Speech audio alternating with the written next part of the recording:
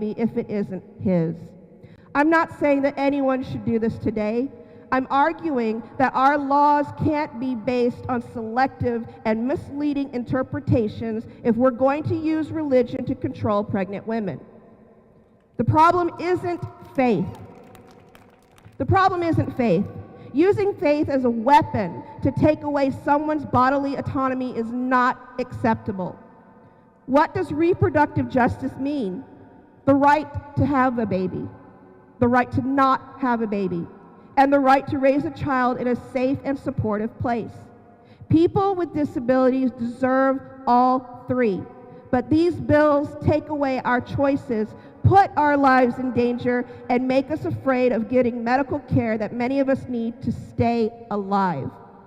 These rules don't keep people safe. They put lives at risk, especially those who are disabled. So today I want everyone, advocates, community members, lawmakers, and allies to understand one important thing. Laws about pregnancy will affect people with disabilities. You can't make outcomes illegal without also making disabilities illegal. And you can't say you value life while putting disabled people's lives in danger. My story is not unique. It happens a lot that people have miscarriages. Disability is common, and our right to body autonomy must also be universal. Thank you for listening to me today, and thanks for working for South Carolina, where everyone who is disabled or not can make choices about their bodies without fear, punishment, or violence.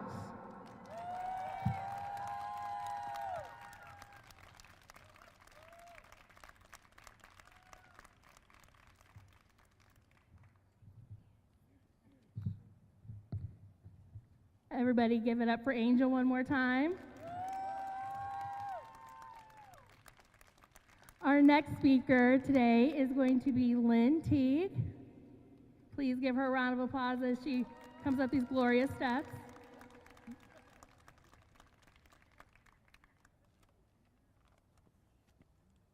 you, ma'am. Hello, everyone. Oh, we keep meeting like this. This bill is not just about reproductive rights. It represents what the League of Women Voters has been fighting for 105 years, attempts to define girls and women as second-class citizens. However broad and terrible though this is, it's only one part of a larger agenda. And that effort is intended to return our nation to social and political control, largely by wealthy white men. Girls and women are targeted, but they are not alone. We are not alone. LGBTQ plus persons, especially trans people, people of color, and people in poverty are also targets in a campaign that is really all the same. It's about creating an authoritarian theocracy grounded in a custom-tailored worldview that privileges men, especially white men who have wealth. Some of our most politically active billionaires have been very upfront about this, saying that they consider themselves an aristocracy that should rule in preference to representative democracy. Our nation has always aspired to representative democracy. We have never really fully realized it, but we are moving backwards. There have even been statements, very direct, very public, that women should not have the vote. Supporters of this effort, including those pushing abortion bans, frequently define themselves as Christian. They are in fact working for Christian nationalism, which is not the same thing as any real religious belief. They have abandoned every teaching of the Gospels in favor of beliefs that support their own power, the power of a narrow group within our society. And they have been challenged by mainstream denominations. I'm an Episcopalian, and our House of Bishops has defined Christian nationalism as heresy. For Roman Catholics, the Pope has very publicly challenged this, and Presbyterians, Lutherans, and others have spoken out. So how does S 323 fit into all of this? The argument that supporters of this bill are not truly pro-life has been made many times, noting that they tend to favor unlimited access to guns, tend to favor the death penalty, and some occasions have been known to shoot people at Planned Parenthood. And they don't really support programs that help children and families once those children are born. We can take a broad ethical look at this. Supporters of S-323 are effectively making a claim that people have a responsibility to put their own bodies at the service of protecting other persons. Whether one considers an embryo a person or not is another matter, so I'm just skipping over that for the moment. So long as it doesn't cause irreparable major harm or death to the pregnant individual. They claim that the state has a compelling interest in enforcing this. However, it turns out that this moral principle only applies to some people, those of us with uteruses.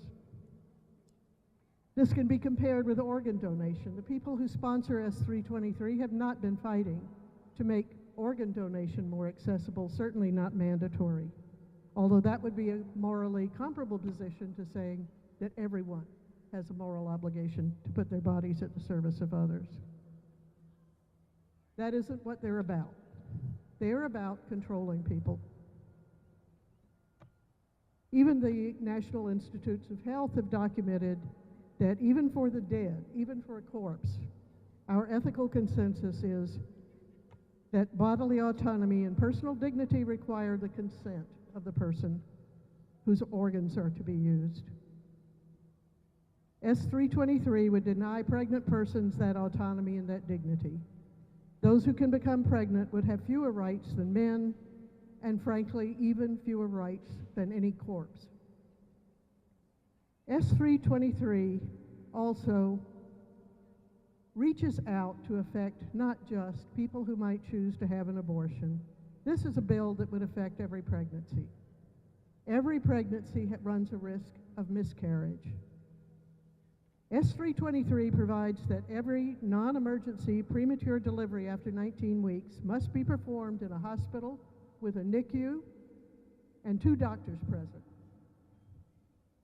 Do we know what a total desert for rural health care we have in many parts of South Carolina? Many people would be totally lost trying to comply with this law. They're not doing anything that would make it easier to comply with this law by providing those facilities. So they're talking about all non-emergencies.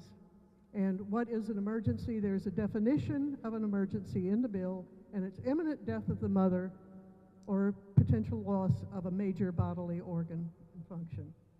So with that exception, people would be expected to go out and find themselves a hospital with a NICU and 2 doctors, one of them devoted entirely to the life and preservation of the fetus. It simply isn't possible, and we can see this as an open invitation to ambitious prosecutors to go after women who have had miscarriages under these and not have been able to meet these conditions. It basically would criminalize an enormous range of pregnancies. It's important that our Attorney General has stated that stillbirths are qualifying conditions for parental leave. If this bill passes, some who have lost pregnancies, even badly wanted and planned pregnancies, will need that time to work on their legal defense. This is just one of the ways in which S-323 is not a protection for children, but the use of human gestation as an excuse to control those who are or can be pregnant, even those who plan their pregnancies but encounter difficulties.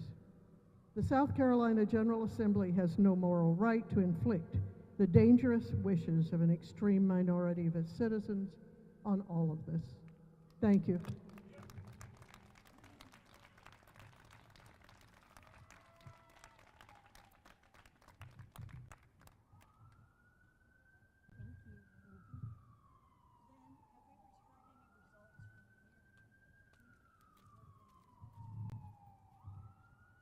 All right, thank you so much, Lynn.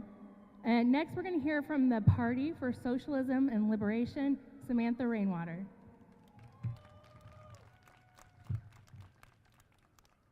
All right. My body. My body. My body. Hey everyone, my name is Samantha Rainwater and I am a member of the Party for Socialism and Liberation.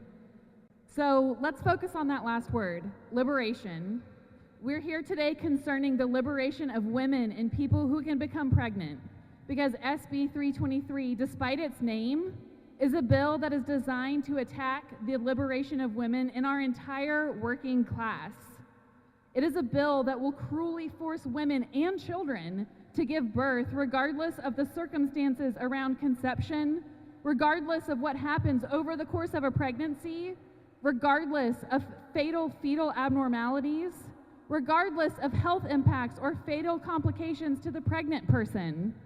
This is a bill that would require the resuscitation of a fetus as early as 19 weeks of gestational age, when it is medically unviable, when its skin has not developed and will melt away out of the womb, and its lungs have not developed enough to breathe air. The bill would better be named the Unborn Fetus Torture Bill. We cannot rely on our elected officials for our liberation, and we won't get there by simply voting harder. If we have rights that can be taken away dependent on who is elected into power, we do not have rights. We have concessions that the ruling class gives to keep us complacent, bread and a circus to keep us placated while the ruling class erodes our quality of life. A feature of our current system is that the ruling class will use reactionary politics like this bill to divide our class. But will we fall for their trap? No! If they want us divided and exhausted, we will build a united front. Not a united front with ruling class politicians, but with our class. We often chant that if our demands aren't met, we will shut it down. So now it's time to demonstrate our power of our working class, the class that creates the wealth that the ruling class enjoys, all while making our lives more impossible by the day. It's time to build towards a general strike. So let's chant it now, but let's mean it. So when I say, what do we want? You say reproductive rights. What do we want? When do we want it? And if we don't get it, shut it down. If we don't get it, shut it down. If we don't get it, shut it down. If we shut it down, we would bring the ruling class to their knees, and we could build a society that guaranteed our reproductive rights and the liberation of all, once and for all. Don't forget, you've probably all gotten our flyer, but join us at the Richland Library Saturday at 3, room N, to learn more about the movement for a general strike and what would be needed for us to get there. Thanks, everyone.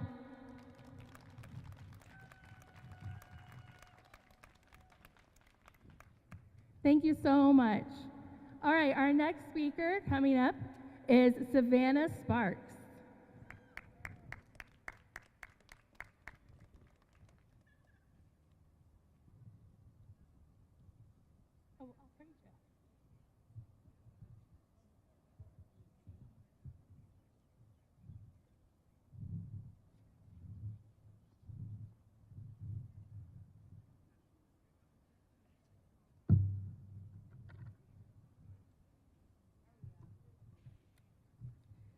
Good afternoon. My name is Savannah Sparks. I'm a doctor of pharmacy and an international board-certified lactation consultant. I was born and raised right here in Columbia, South Carolina. I'm a military spouse and a lifelong Gamecock, and I come from a family of pharmacists. My mother is a pharmacist, my sister is a pharmacist. Caring for this community isn't just my job, it's my legacy. And today I'm here because that legacy and the futures of so many people in this state are under threat. Senate Bill 323 is an all-out assault on reproductive rights. It will criminalize people seeking health care. It will silence those of us trained to provide it. Under this bill, I could be charged with a felony simply for sharing medically accurate information about how to access legal abortion care out of state. I could lose my license. I could lose my daughter. not because of harm, but because of telling the truth. Pharmacists are supposed to be the most accessible healthcare providers in this state. This bill is designed to strip away the ability of pharmacists to uphold the oath we took when we graduated. We are often the first and sometimes the only medical professional a patient sees. We are the ones dispensing and counseling patients on emergency contraception when their doctor's office is closed. We are the ones answering questions about birth control, menstrual health, and miscarriage management. In a state where so many people already struggle to access care, removing pharmacy-based care will be a death sentence to many. This bill would restrict access to contraception and block access to abortion medications through pharmacies, even though medication abortion is one of the safest healthcare interventions that exists. So this clearly isn't about safety, it's about control.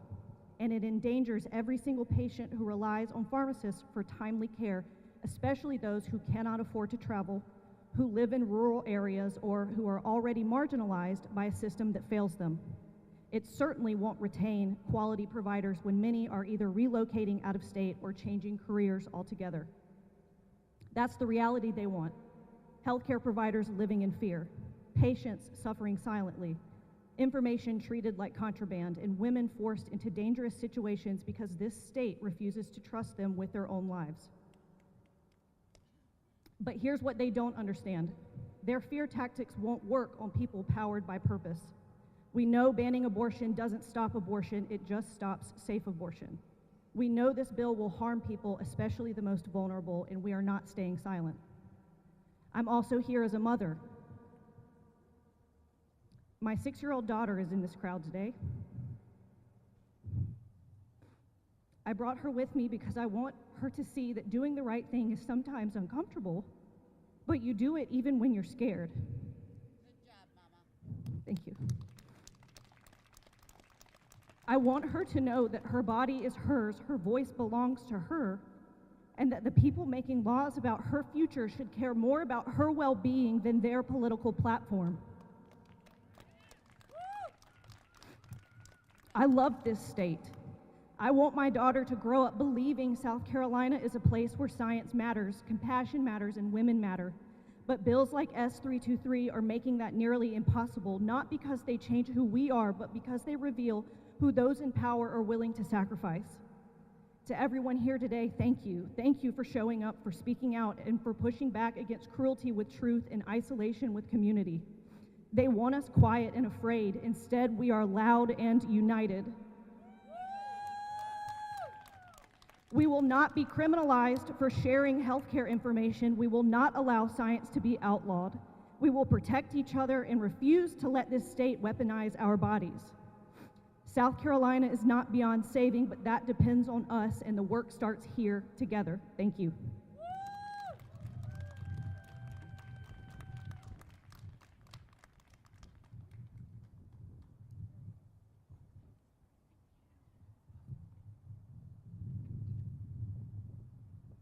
All right, thank you, Savannah, for being here and for bringing your daughter along with you. Today, next, I would like to welcome from the U.S. Donor Conceived Council, Jamie and, I lost my addition, Melissa.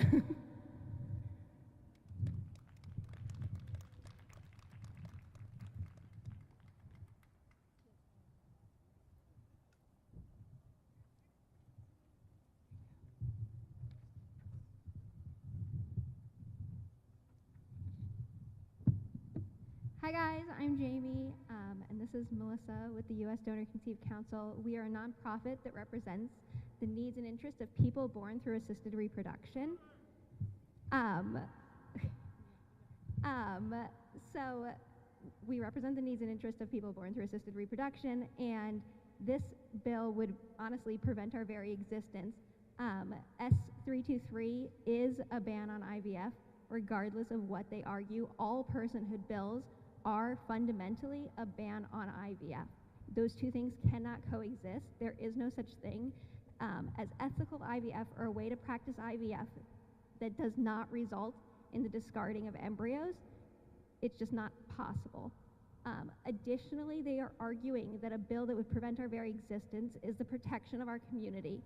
Lawmakers are far too focused on policing who is and is not a legitimate family and who is and is not a legitimate parent, and not focused on the children that are born through assisted reproduction, our community here in South Carolina has less rights based on the nature of our conception to our legal parents.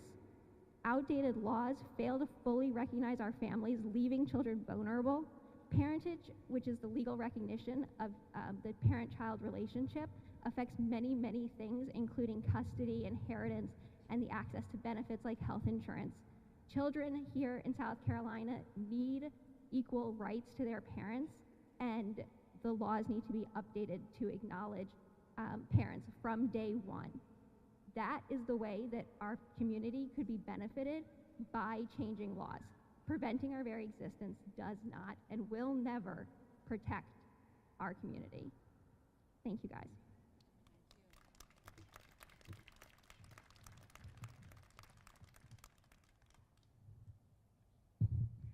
Thank you so much, and thank you for traveling here today.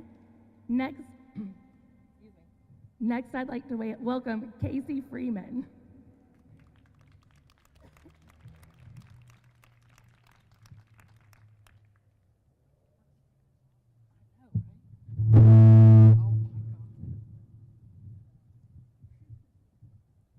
That would track.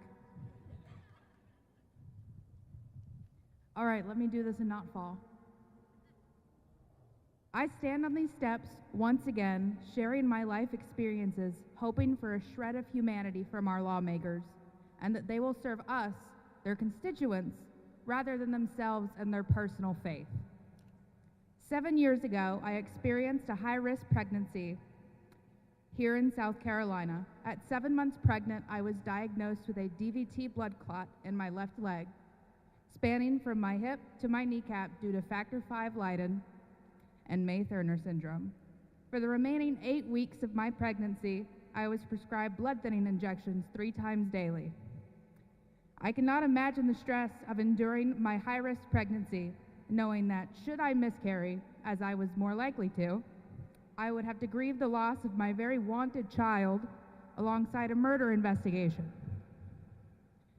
No parent's loss and mourning should coincide with a murder investigation. Not those managing high-risk pregnancies, not those who unfortunately will experience a miscarriage or spontaneous abortion, and not those longing to be parents despite infertility who will utilize IVF. In 2018 and 2019, I was raped on 3 occasions by 3 previous intimate partners here in South Carolina. As for one, after he was done, he forced me to purchase and take a Plan B. He grasped my face in his hand, checking my mouth to ensure that I had swallowed the pill. His actions, his hand around my jaw, both reaffirmed that my belief, no guilty man will willingly leave behind evidence of their crimes. Rapists, sexual attackers, and pedophiles will ensure that the evidence of their crimes is erased, whether that be through a Plan B, a forcibly induced miscarriage, or an illegal back alley abortion that they will drag their victim through. And many of these victims will be children, teenagers, mothers, wives, and folks with mental and/or physical disabilities. Their attackers, fathers, grandfathers, brothers, cousins, friends, partners, spouses, employers, co-workers, caretakers, medical assistants, and even lawmakers. When will the men in this statehouse care? When their spouse's birth control becomes contraband? When a 12-year-old must birth their rapist baby within their district lines? When their wives are bleeding in emergency room parking lots from partial miscarriages, unable to receive care? When their partner's IUD insertion is not only painful but illegal as well? When their sisters or daughters share through tears that they've been raped or sexually assaulted? When their constituents become judge, jury, and executioner of rapists going forward, because getting the victim reproductive care would be considered the equivalent of just executing the attacker. When their unborn child dies in utero and they must watch the joy fade from their partner's face as they carry the child's decaying corpse in their womb until they go septic. when they learn they are infertile and IVF is no longer accessible, when free speech is so limited that sharing a social media post becomes a felony, when their freedom to travel beyond state lines is heavily monitored and even restricted, when taking their wife or sister or daughter to a medical appointment becomes illegal, when women, pregnant people, parents, people beyond their immediate families die by the stroke of their pen. I survived pregnancy, I survived rape, I survived domestic violence. But should Senate Bill 323 pass at the hands of these men, so many others will not be as fortunate as I was. Their suffering, their deaths, and their blood will be on the hands of these lawmakers as they sentence hundreds, if not thousands, of South Carolinians to die. These deaths will be endorsed by their signatures. Those who cheer for this bill, those who thank God for this bill, those who claim to be pro-life, where is your outrage as immigrants are kidnapped off of our streets when medical care is unaffordable and inaccessible? When SNAP recipients, children, veterans, the disabled are blatantly starved? You thank God for the death of Roe. Do you thank him for the death of your pregnant neighbor? You preach for the life of cells, yet scold single mothers in the same breath. You donate to organizations such as A Moment of Hope, not so your funds can be used to house your homeless neighbors, provide clean water to impoverished communities, or farther women's reproductive health research to prevent the abortions you so oppose, but for these massive $50 signs to terrorize and harass people seeking what? Cancer screenings, birth control, abortion care at Planned Parenthood clinics? Remember this, everyone. The men in these chambers do not serve any God. They must serve their constituents, the people, and us here today. Thank you, everybody, for coming out so much. If you get the time, make sure you walk around and meet all the organizations that made the time to come out today. I'll try not to fall going down the stairs. If I do, you can laugh. It's all good. I love to be funny. I wanted to be known for being funny, but here I am having to do this. We still think you're funny. It's okay. All right. Thank you so much, Casey, for sharing your story. Next, I would like to welcome up here Debbie Billings.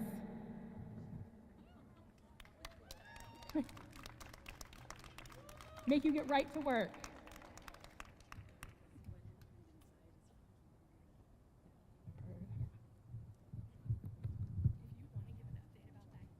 Yeah, okay. So, y'all, I just came from inside. It's not good. I would just say that I love it when politicians plan things beforehand and then are really good at acting, because Billy Garrett put forth an amendment to say that women should not be penalized, and it gave Cash the total platform to go on for half an hour about why women should not only be criminalized, penalized. The rhetoric, I mean, it was incredible. It was an incredible setup. So they're in there talking about that now and making a mockery of the entire process. So I'm really honored to be here, and my name's Deborah Billings. I'm a public health professional who's worked around the world, and that's why Carrie asked me to speak. And I've worked with health systems and governments to realistically face the needs for access to safe abortion services. Like Senator Cash, like Senator Garrett, and so many of them in there, I too have worked on the issue of abortion for at least the last 40 years, but from a very different perspective, the perspective of a woman, a person with the capacity to become pregnant. I'm a mother. I know what it means to be pregnant. I've experienced 2 elective abortions and 2 miscarriages. Yes, those are also abortions. I've been coming to the South Carolina legislature since 2008, every single year, to testify about attempts to restrict abortion access, and every single year it's gotten worse and worse. So members of the Senate Medical Affairs Committee have an awesome responsibility, and that is to inform Senate decisions and decisions overall based on science and facts, based on medical realities. S323 is based on deceptions. First and foremost, that those proposing and supporting this bill are pro-life. No, they're forced birthers. Let's call it as it is. They're not pro-life. The South Carolina legislature has already taken away the ability of so many people to make decisions about our own bodies. The 6-week ban on abortion already exists here in South Carolina, yet here we are once again with proposals to restrict abortion access even more and to criminalize people and actions. So you know this, I just want to say this again to segue into the global situation. S323 criminalizes people with the capacity to be pregnant and don't continue that pregnancy, and that includes children. Children, that word has been struck from this legislation. That's another attempt at deception. They won't talk about children, they talk about women. 10-year-olds are not women, they are children. And making us eligible for the death penalty. Don't be fooled. It's in there. It doesn't say it explicitly, but when you go to the legislation that is cited, there's eligibility for the death penalty. So anyone helping, supporting, accompanying someone to access abortion services are criminalized. Informing people about abortion is criminalized. We are criminalized and stomping on our freedom of speech.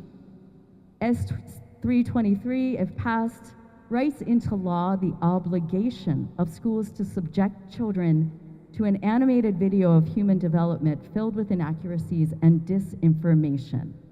So as I said, you've heard from other speakers about this, and I'm repeating this because there is no other place in the world except Texas on some of these issues.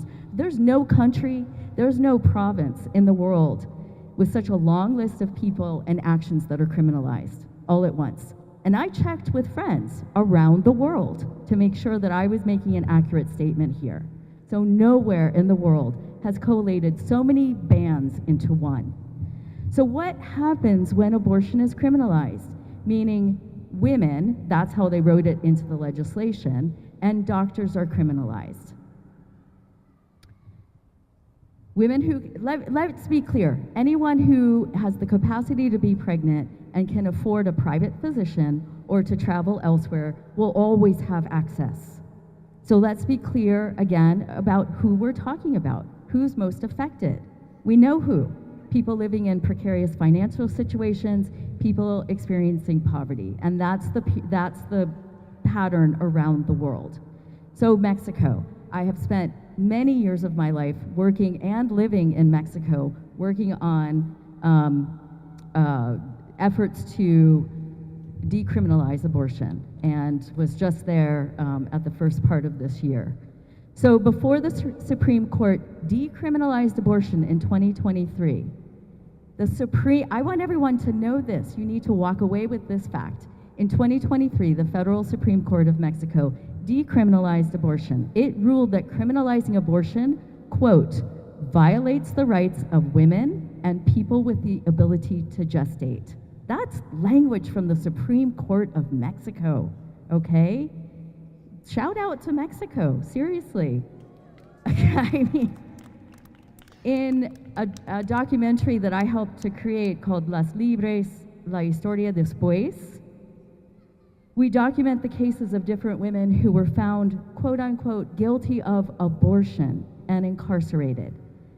Women were not sentenced under the state level abortion laws. They were charged with homicide laws and handed sentences of 30 to 40 years in prison. Women were framed. We have testimony from women who were framed by their angry ex-partners who used abortion as an accusation to basically get rid of them, put them in prison. And indigenous women, for example, many of you know there are lots of different languages and indigenous groups in Mexico. Indigenous women were not provided, if they weren't fluent in Spanish, they weren't provided with interpreters, and were told to plead guilty while they were not given the opportunity to even understand what they were accused of, okay? El Salvador, since 1998, and I've talked about this before, y'all, We will become El Salvador. Since 1998, abortion was criminalized in all cases, and anyone who undergoes an abortion, facilitates, or performs an abortion is penalized. And in 1998, they amended their constitution to state that life begins at the moment of conception. So what does that mean? That means ectopic pregnancies or pregnancies outside of the uterus. That is not a grounds for a legal abortion, and terminating it can lead to criminal charges and imprisonment. Ectopic pregnancy, y'all. That tube bursts, you're gonna die, okay? From 2000 to 2019, at least 180 women who experienced a miscarriage or premature birth were found guilty of aggravated homicide, not just homicide, aggravated homicide, a charge even more serious than murder and reserved for the most severe cases. They were sentenced to 30 to 50 years in prison. Most lived in poverty conditions, had limited formal schooling, did not have access to prenatal care, and no legal support during their trials. Does this sound familiar? Who denounced them? For the most part, healthcare workers, who otherwise would have served 12 years in prison for, quote, collaborating in the abortion. Does that sound familiar? S323 states a penalty for healthcare providers. And what this does is it pits healthcare professionals against those that they're supposed to serve. And then there's the case, I just want to end with putting some names, okay? Because these are not statistics, these are real human beings. So Beatriz, she was 22 years old when she was told by doctors she would die if she gave birth due to lupus and the loss of a kidney. Her pregnancy also would result in a baby with anencephalia. And we know that that's not a viable, you can only, if you live at all, that's a baby born without a brain, then you will only live for a few hours. A hospital medical committee requested permission from the government to perform an abortion. The Supreme Court denied the request. There were delays after delays, and at week 26, she had a C-section, and the newborn died a few hours later. Okay, but activists are hard at work. Guadalupe, at 18 years of age, was raped and suffered an obstetric emergency. She was sentenced to 30 years in prison. When she was pardoned, she had already served 7 years in prison. Maria Teresa Rivera, who was sentenced for 40 years for a miscarriage. She served 4 years, but then was let out of prison. She experienced stigma and legal harassment, and in 2017, she obtained asylum status in Sweden based on her persecution related to abortion. So, in closing, over the past 30 years, there are only 4 countries in the world that have rolled back legality: Nicaragua, El Salvador, Poland, and the United States. Over the past 30 years, more than 60 countries have liberalized their abortion laws so that this important health care is accessible. And countries that have moved forward include Switzerland, Portugal, Spain, Uruguay, Mexico, Ireland, Nepal, Colombia, Argentina. Why did they make this change? Because people who care, like us, activated their power to make legislators pay attention to the evidence that when abortion is legally restricted, pregnant people die from preventable causes. And that should never happen. And that is going to happen if S323 passes.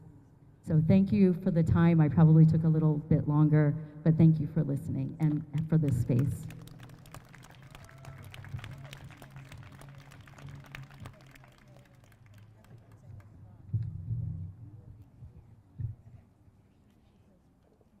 All right, thank you so much, Debbie, for being up here. We do have one final speaker. I'd like to welcome her up to the stage now. Please welcome Courtney McLean.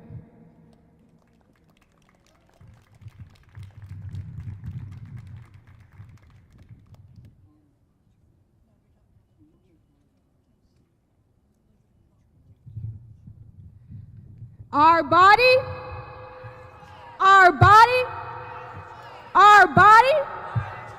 My name is Courtney McLean, and I am a proud advocate for our rights in the state of South Carolina. Our rights today are not guaranteed for tomorrow, which is why we must fight with every fiber of our being. We stand on these grounds surrounded by statues of men who believed that they owned human beings. And today we are surrounded by members in this statehouse who believe that they own our rights. The century has changed, but their drive to control has not. My ancestors were once believed to be these statues' property, and now their descendants believe that your womb is their property. The sponsors of this bill want us to believe that they're passing this legislation because they care about us. But it's obvious that the only version of women that they care about are the ones that remain silent under their thumb.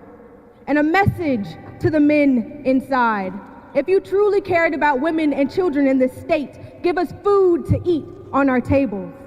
If you truly cared about the women and children of this state, give us access to quality hospitals and health care.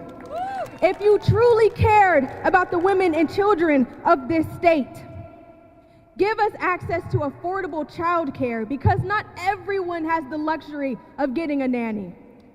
If you truly cared about the women and children of this state, close the Charleston loophole and pass legislation to stop the flooding of guns that are the #1 cause of death, killing our children. If you truly cared about the women and children in this state, stop defunding all of the programs that have been set in place to help us, and then pass crap pieces of legislation acting like you're doing us a favor.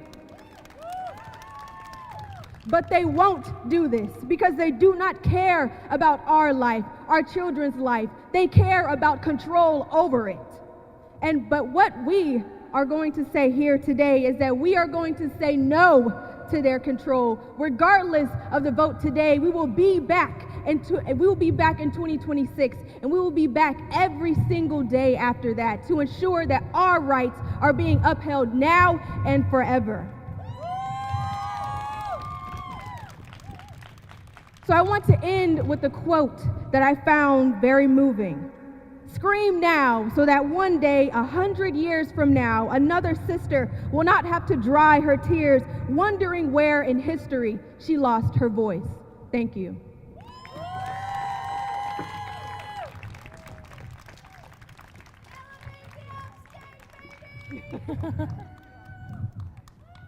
Thank you so much, Courtney. All right. Thank you all again so much for being here today. If you haven't had a chance yet to visit the other tables, please do, and get on their mailing lists, see if there's ways to get involved and volunteer. We appreciate you all so much being here, and feel free to hang out for a little bit, and have a great rest of your day.